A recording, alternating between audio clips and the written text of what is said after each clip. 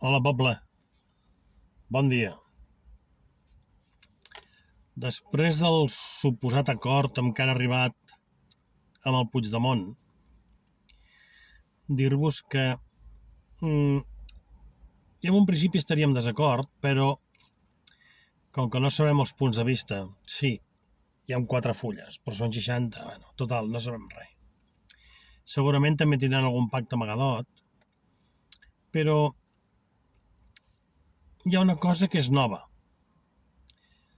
que és que el Puigdemont, si vol arribar a ser un bon estadista, que no ho dubto, això d'ajudar a la governabilitat d'Espanya des de fora no s'ha provat mai, és una cosa nova. Llavors, no diré ni sí ni no, perquè aquí estic fora de joc, Però sí que hi ha coses que el dia a dia ens hauria de preocupar molt. Està bé que vinguin les empreses cap aquí, està bé que la justícia espanyola, que és qui té el poder, deixi de tocar els collons, tot això està molt bé. Però l'important per nosaltres seria el dia a dia. És a dir, el català té ganes de treballar i que no li fotin traves. Té ganes de sortir al carrer amb seguretat. Fora la puta immigració, amb perdó, que ens arriba a desestabilitzar.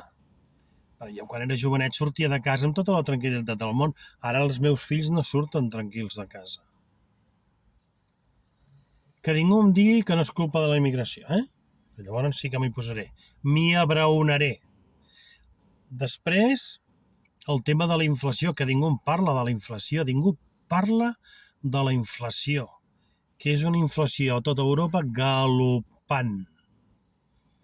Sé que el tema de la inflació no només és cosa d'Espanya, però Espanya és la 4a potència d'Europa, Algú hi pot dir. En definitiva, què vull dir?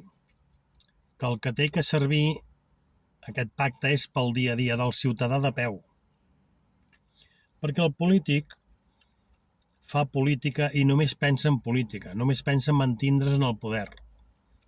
La política no era això, al començament del temps.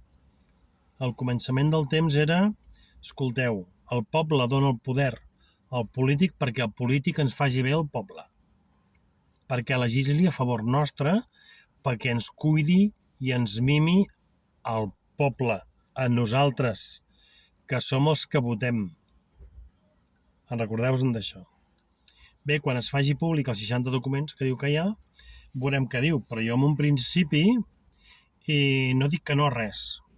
Però, home, una miqueta de transparència sí que demanaria i si pega on anem. Si és pel bé del poble, d'acord.